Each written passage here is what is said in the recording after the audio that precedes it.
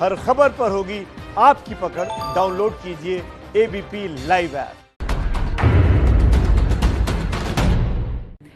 नमस्कार, मैं हूं शगुन शर्मा और आप देख रहे हैं एबीपी न्यूज। आज बात तीन मुख्यमंत्रियों के मिशन घर वापसी की, वो भी प्रधानमंत्री नरेंद्र मोदी के फॉर्मूले पर। कोरोना के कहर से करोड़ों लोग सड़क पर आ गए हैं। बीमारी से बच भी गए तो क्या खाएंगे, क्या बचाएंगे? बाहर कमाने गए लाखों लोगों का घर लौटना जारी है। योगी आदित्यनाथ कहते हैं कि सबको रोजगार मिलेगा। नीतीश कुमार और शिवराज चौहान का भी कुछ ऐसा ही दावा है। कहा तो यह जा रहा है कि लोगों को उनकी पसंद के हिसाब से काम मिलेगा, पर क्या यह सच में मुमकिन है?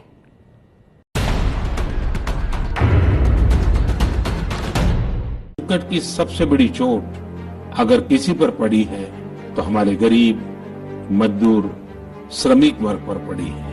नमस्कार, मैं हूं पंकज झा। लॉकडाउन 1 से लेकर अनलॉक 1 तक क्या बदला है, कभी आपने सोचा है? चलिए हम ही आपको बता देते हैं। घर से दूर कमाने खाने गए लोगों का दर्द, उनकी तकलीफें और इस दर्द की अनगिनत कहानियां हैं, तस्वीरें हैं जो आप लगातार देखते और सुनते रहे। लाखों लोगों की नौकरियां जा चुकी हैं। पता नहीं कल क्या होगा और कैसा होगा।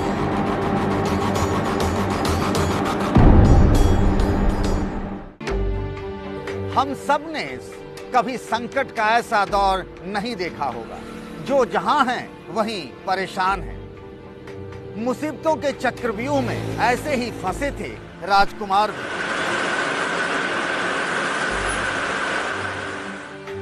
पिछले 5 सालों से गुजरात की एक फैक्ट्री में काम करते थे। लॉकडाउन के बाद जैसे तैसे वे गोरखपुर में अपने घर लौट आए। परिवार में पत्नी और 2 बच्चों के अलावा बुजुर्ग मां भी। अब आगे क्या करें? कहीं कोई काम धंधा नहीं था, जमा पैसा भी खर्च होने लगा था। अब उन्हें काम भी मिल गया है। राजकुमार अब गुजरात नहीं जाना चाहते। मैनुअल पेंटिंग चलाता था। कमाने का वहाँ तो मेरा 30-35 हज़ार का नौकरी था।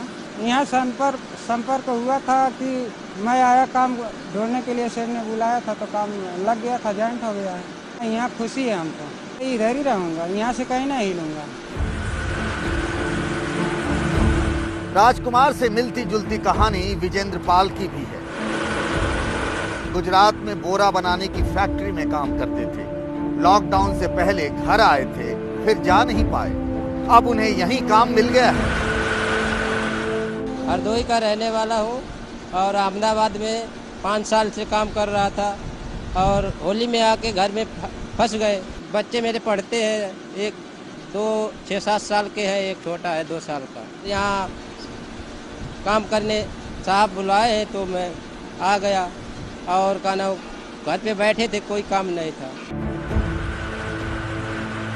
लॉकडाउन में खाद का बोरा बनाने वाली ये फैक्ट्री बंद हो गई थी। यहाँ काम करने वाले 150 मजदूर अपने घर चले गए। अब फैक्ट्री कैसे शुरू हो? यूपी सरकार की मदद से बाहर से घर लौटे मजदूर बुलाए गए और फैक्ट्री चल पड़ी। हमारी इंडस्ट्री भी लॉकडाउन होकर बंद हो गई थी। हमने 1 अप्रैल को ये फैक्ट्री अपनी चालू कर ली थी। चालू करने के बाद धीरे धीरे लेबर जो हमारे जो पहले कार्य करते भी थे वो धीरे धीरे आना चालू हुए, क्योंकि उनके मन में एक भय था कोरोना का। कोरोना से आदमी डर गया है, घबरा गया है। लॉकडाउन के बाद से ही रोज कमाने और खाने वालों के यूपी लौटने का सिलसिला जारी है। ऐसे अधिकतर लोग महाराष्ट्र और गुजरात से आ रहे हैं। राज्य सरकार की ओर से बताया गया है कि अब तक 28 लाख लोग यूपी लौट चुके हैं। योगी सरकार एक एक कर सबकी जानकारी जुटा रही है। कौन बढ़ई का काम करता है, कौन कंप्यूटर रिपेयर करता है, कितने राजमिस्त्री हैं और कौन गाड़ी रिपेयर करता है। इस काम को स्किल मैपिंग कहा जाता है। जितना भी प्रवासी कामगार और श्रमिक आ रहा है, ये हमारी बहुत बड़ी ताकत है और इसकी ताकत अब तक देश के निर्माण में अपना योगदान दे रही थी। हम इस ताकत का इस्तेमाल उत्तर प्रदेश को और एक नए उत्तर प्रदेश के निर्माण के लिए कर रहे हैं और इसीलिए स्किल मैपिंग के माध्यम से हर हाथ को काम और हर घर में रोजगार उपलब्ध कराने की इस कार्रवाई को प्रदेश सरकार ने आगे बढ़ाया है।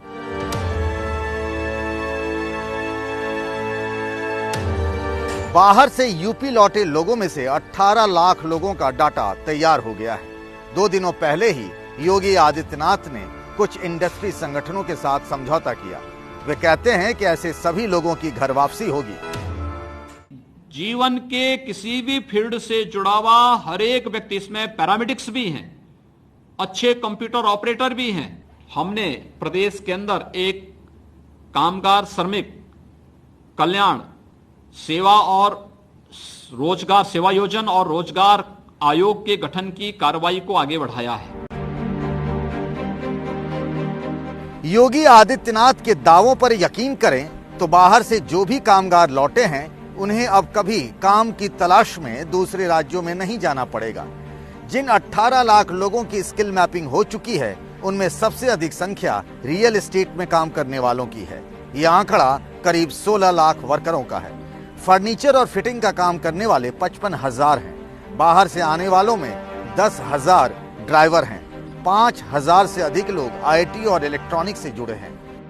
होम अप्लायंस के टेक्नीशियनों की संख्या 6,000 है। इंडियन इंडस्ट्रीज एसोसिएशन ने 5 लाख, नर्डेको ने 2.5 लाख और CII ने 2 लाख लोगों को रोजगार देने का वादा किया है। माननीय प्रधानमंत्री का जो विजन है कि एक आत्मनिर्भर भारत बनाना है, तो उसकी एक अनोखी पहल आज उत्तर प्रदेश सरकार द्वारा की गई है और नेरेड को भी इस पहल में उसके साथ खड़ा हुआ है। और इससे 2 बेनिफिट मिलेंगे। एक, उन लोगों को जॉब मिलेगी जो आज जॉबलेस हो गए हैं, जो बेरोजगार श्रमिक हैं, उन लोगों को साइट पर लगाया जाएगा। दूसरा, होम बायर को घर मिल जाएगा। योगी आदित्यनाथ मिशन घर वापसी में जुटे हैं। मतलब ये कि जो लोग दूसरे राज्यों से अपने घर लौटे हैं उन्हें अब आसपास ही नौकरी दे दी जाए, उन्हें फिर बाहर न जाना पड़े। ये काम आसमान से तारे तोड़ लाने जैसा ही है। यूपी के सीएम योगी आदित्यनाथ घर वापसी को लेकर पहले भी विवादों में रहे हैं। इस बार भी ठीक वैसा ही हुआ। कुछ ही दिनों पहले योगी आदित्यनाथ ने बयान दिया था कि जो भी राज्य यूपी से कामगारों को अपने यहाँ बुलाना चाहते हैं उन्हें इसके लिए पहले यूपी सरकार से परमिशन लेनी पड़ेगी। विवाद बढ़ा तो इससे किनारा कर लिया गया। जो हालत यूपी की है वही हाल पड़ोसी राज्य बिहार का भी है। अब तक करीब 24 लाख लोग अपने घर लौट चुके हैं। ये सिलसिला अब भी जारी है।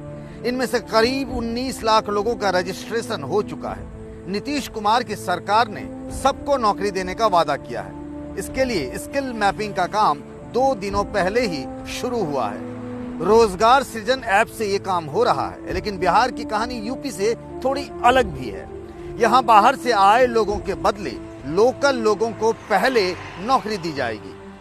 किस नेचर के वर्क वो कर रहे थे, हमने अपने पोर्टल के माध्यम से उनका एक ऐप बनाया है जिस पर वो पंजीकरण करेंगे। हम लोग जो बनाए हैं कि वर्कर इंफॉर्मेशन, अब ऐप इस तरह का पहले बहुत ज़्यादा डिटेल में नहीं था, लोग चले भी जाते थे। अब इस बार जो आपदा में अनुभव आया है उस अनुभव से सबक लेते हुए कि इस तरह की आगे भी कभी परेशानी न हो, श्रमिकों के हित में सरकार संकल्पित है। इसीलिए हमने ये ऐप बनाया है।